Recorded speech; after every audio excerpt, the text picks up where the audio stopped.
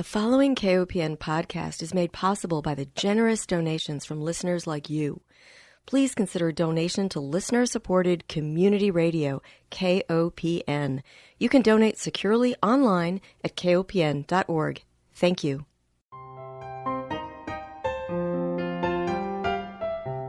Hi, welcome to Food Sleuth Radio, where we help you think beyond your plate. I'm Melinda Hemmelgarn, a registered dietitian and investigative nutritionist on a mission to connect the dots between food, health, and agriculture and find food truth. And today I am delighted to welcome my guest, Dr. Jonathan Lundgren. He is a research entomologist, agroecologist, farmer, rancher, and beekeeper.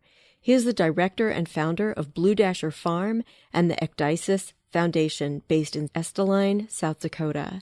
Dr. Lundgren holds a PhD in entomology from the University of Illinois.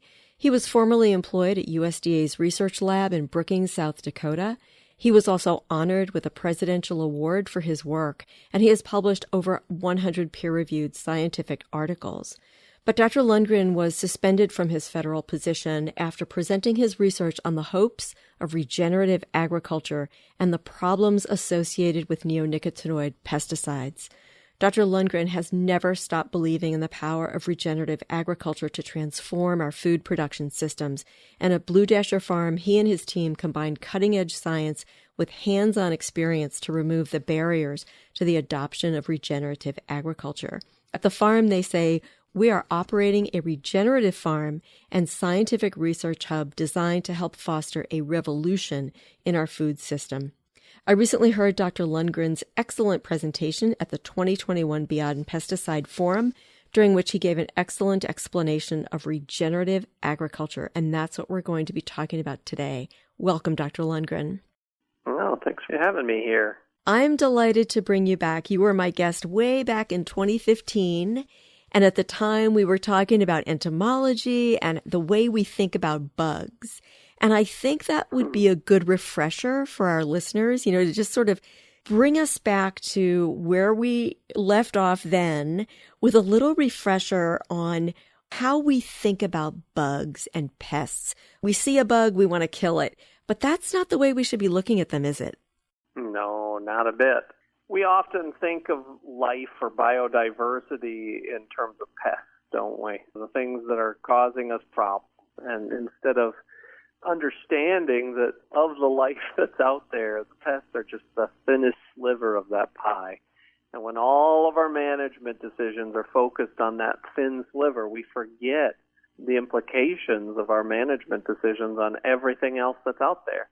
And that unless we're managing everything else that's out there, we're actually, those other species are the reasons why we do or don't have pests.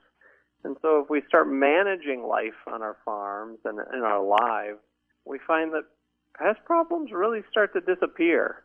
We just don't have the same issues with these things. So you had said then that for every species of a pest, of an insect pest, there are 1,700 beneficial insects. Yes, that's correct. And we can bandy about numbers as long as the day is, but at the end of the day, what the point is that there is a lot more species that are helping us or that we simply can't live without than there are pests. And that wasn't very clear at the time, but those species we're losing at a rate that planet Earth has never experienced before, right? I mean, the insect apocalypse is very real. We're losing life on this planet. 60% of the biomass of insects over the last 27 years was one estimate, and I think that's been confirmed by others. We often hear about, if we don't do something, if we don't change something, we're going to lose topsoil in 50 years. And that's true. But if we don't do something and do something quick, we're going to lose most life on planet Earth in 50 years.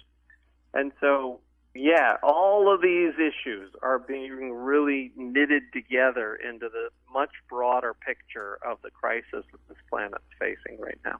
Absolutely. And I sense that we don't have much time to make an important shift. Yeah, I estimate if we don't get agriculture on to a different path within the next 10 to 15 years, we may be SOL. We may be out of luck. So. Wow. Well, you had forwarded to a group of us an important paper. It was titled Regenerative Agriculture, Merging Farming and Natural Resource Conservation Profitability.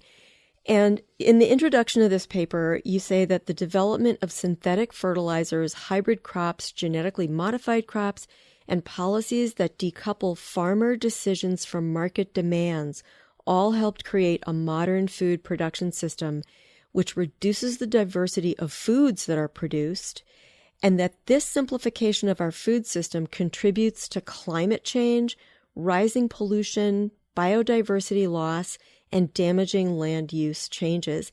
How does our farming in this industrial way contribute to climate change? You said that exactly correctly. Farming isn't what's doing it, it's how we're farming. So it becomes very easy to pick on farmers, number one. And the reality is that, honestly, we're not going to save this planet without farmers. And so I think that that's a really, really important point, and I'm glad you said it the way you did. How has farming changed things? As we've gone to a more simplified food production system, we've eliminated a lot of the life in landscape. So where once there was hundreds of species, now there's 2 or 3. Your corn, your soybeans, your cows. And that has dramatic effects on what the planet is able to do in terms of ecosystem services and the functioning of ecosystem.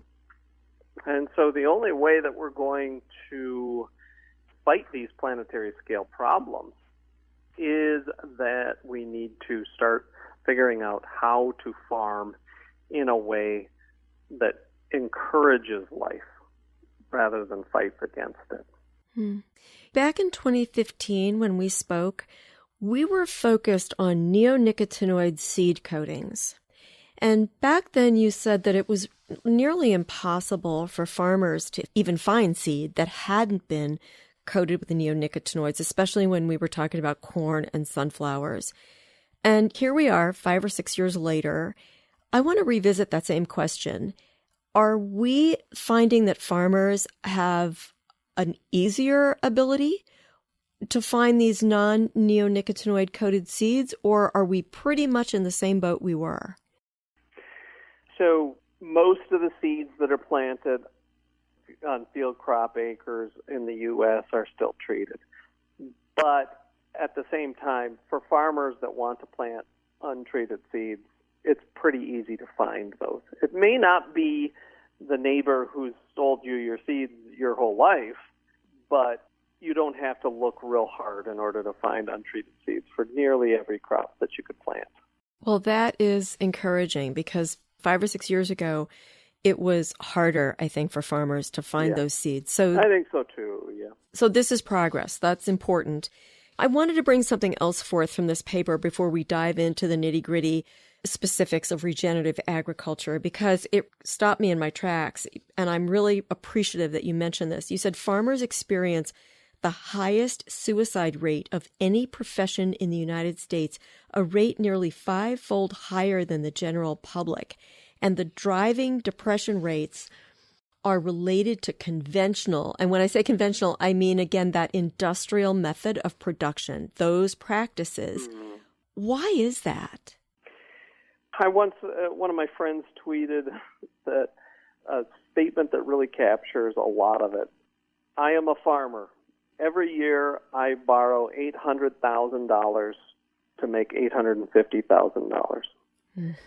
Farmers are strung so thin, and their margins are so thin for as long and as much investment as they make. So, I mean, we've got to be giving farmers a better route to take. No farmer is encouraging their children to get into this business because it's a real yoke. So with regenerative operations, it keeps people on the farm, it keeps families on the farm, it diversifies revenue streams, it increases the resilience of the whole operation. So it's a really good solution. All right. Well, this is a great segue then into talking about what regenerative agriculture is. And just like the word sustainability has been co-opted, it seems from my perspective, I think that the word regenerative agriculture also faces the risk of being co-opted. Everybody wants to be sustainable. Everybody wants to be regenerative. But what is regenerative agriculture exactly? I think I can distill it down to outcomes. Regenerative ag increases soil health. It increases life and biodiversity on a farm while producing nutritious food profitably. So there's 4 elements there. But within those 4 elements, you get so many other things are linked, right? Resilience of rural communities, the rebirth of rural communities is tied to this. Social wellness and equity are involved in this. Improved water relationship on watershed scales, carbon sequestration, and fighting climate change using our food system. But all of them are fundamentally tied to those 4 things. What I thought was so interesting from this paper was what to me seemed disconnected, and that was you mentioned that regenerative fields had 29% lower grain production, but 78% higher profits over quote-unquote traditional corn production systems. So again, helping people understand that the traditional in this sense means that industrial method of corn production. So how could you have less grain production but higher profits? Right. Well, because it kind of gets back to that tweet that I had mentioned earlier. These farmers are spending most of their revenue on input costs to keep their systems productive. Because when you eliminate life from your farm, you have to replace it with something in order to keep that ecosystem functioning. And that's what agrochemicals do. That's what pesticides do. That's what fertilizers do, is keep a broken system working. And so these farms that end up doubling their profits, and we ended up seeing that same relation in almonds out in California. We've just finished that study. And what they're doing is they're in reducing their input costs, lower seed costs, lower fertilizer costs, while either keeping the same or increasing their profits, which through marketing their products a little bit differently, or some of them would just sell their corn at the local coop. A lot of them end up going and selling them to their neighbors or keeping that money in their own community, and that increases their profit. I think we also need to be very careful in interpreting this, okay, because regenerative food systems are this is an explosive but nascent time. And so there's a lot of people that are doing some really exciting things to reveal to us what the potential of regenerative is. But there's also some people that are making mistakes, and even the best of them are still twice as profitable, but may not be maximizing their yields or what have you. And so we don't have to experience a yield drag associated with regenerative. We can, quote unquote, feed the world using this approach. But what we end up seeing is that the productivity ends up having big error bars in a regenerative system, whereas in a conventional system, those error bars are much more narrow because it's been so automated and standardized. So, things to think about and, certainly interpret. Mm-hmm. Let me take one break because we're halfway through and just remind our listeners that if you're just joining us, you're tuned into Food Sleuth Radio. We are speaking with Dr. Jonathan Lundgren, research entomologist, agroecologist, farmer, rancher, and beekeeper. He is the director and founder of Blue Dasher Farm and the Ecdysis Foundation based in Estelline, South Dakota. Well, I want to talk about this point about lower production because, as you mentioned, this whole umbrella term of we got to feed the world, we've got to keep on increasing yields. And yet one of the things that I found in your paper that was so interesting was that you've got more biodiversity with a regenerative farm. So you're not going to have just this monoculture crop. You're going to have many different crops. And that's Mm-hmm. wonderful as long as you've got markets for those crops, right? Mm-hmm. Yep, that's right. So what a regenerative system does is it stacks enterprises, and that increases the resilience of the operation. So even like combining different crop species as well as animals and cropland and things like this.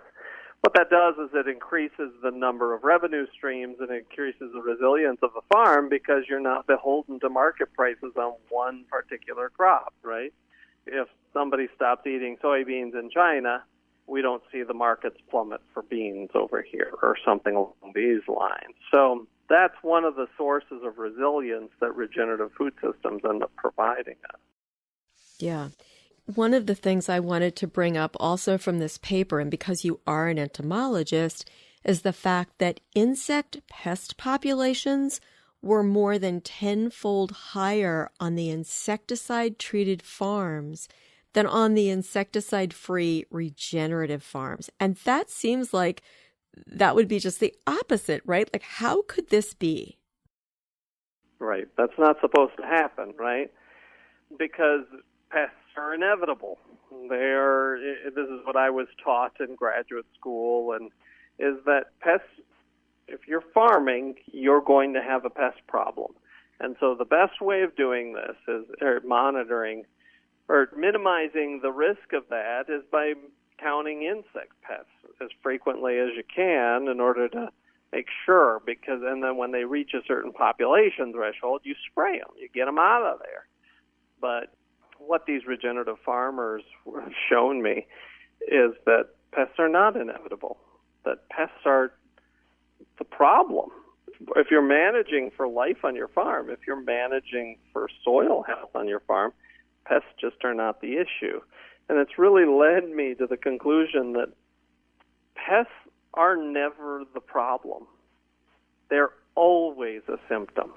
And unless you solve the problem, you're constantly on this treadmill of additional inputs that you have to dump into that system.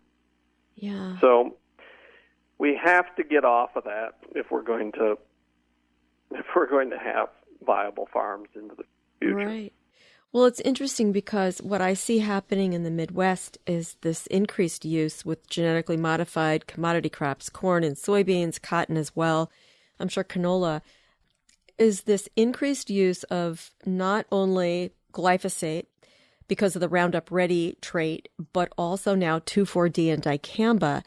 And what we're finding is that the fruit and vegetable crops, or anything that's not engineered to be resistant to these specific pesticides or herbicides, we're finding that we are killing the foods that we need for our survival.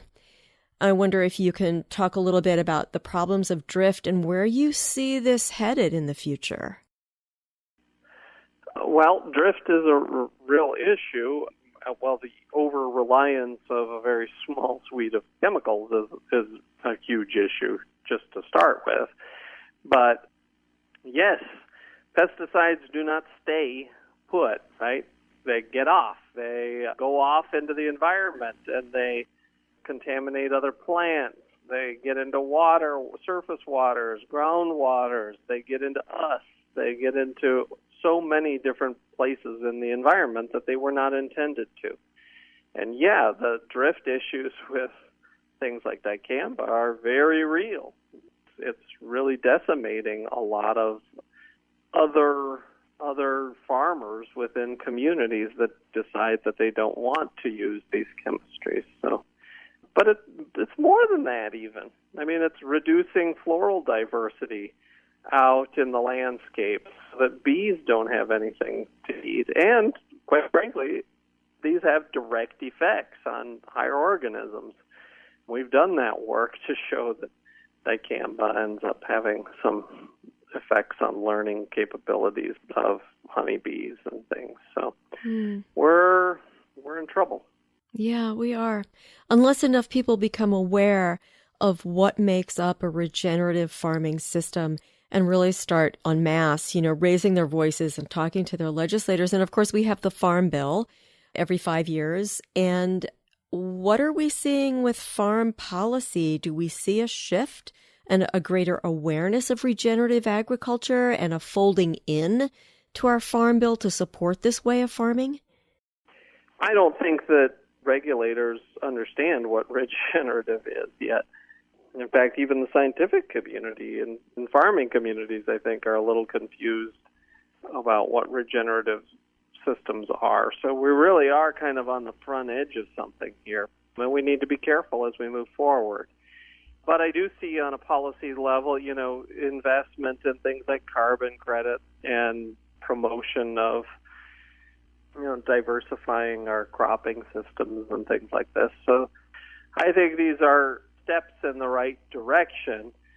I'm not sure that they're being done in a systems perspective that's really necessary to avoid cheating, but at least it's a step in the direction that we need to be going. Right. Well, let's talk a little bit about your specific setup. So you've got the Ecdysis Foundation and Blue Dasher Farm, but you've got farms all over the country that you're working with. For example, you mentioned the situation out in California with almonds.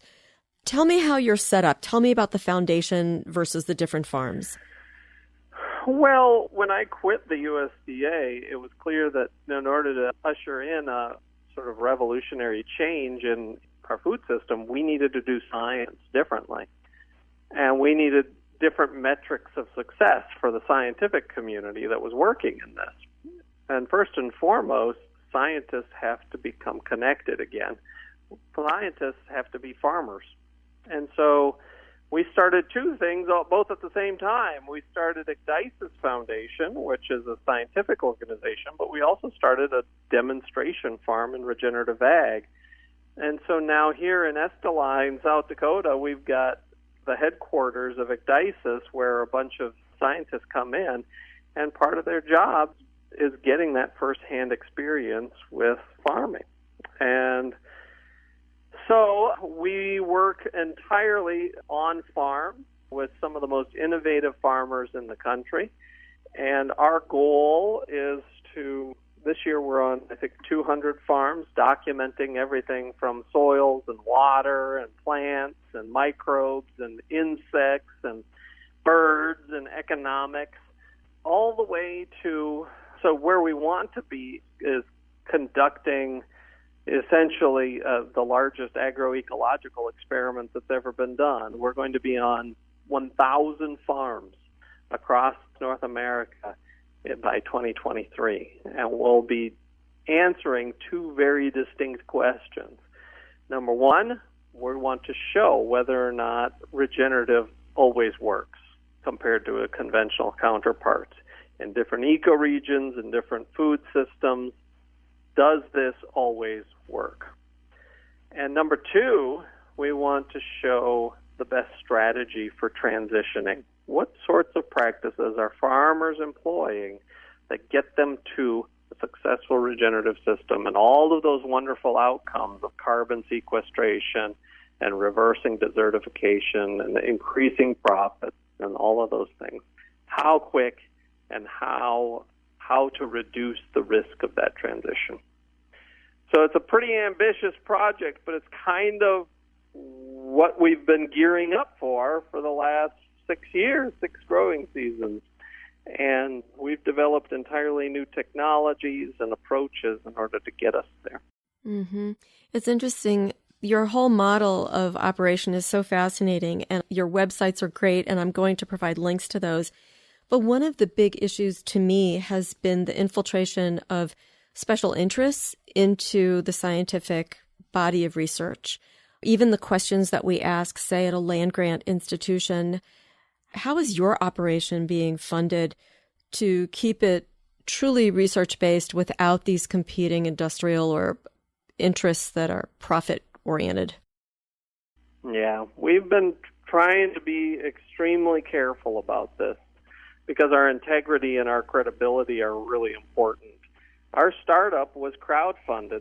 I mean, the reason that Ecdysis is here is because of a crowdfunding campaign where farmers and beekeepers and other stakeholders, through small donations, ended up bankrolling a research facility in regenerative ag. That's never happened before.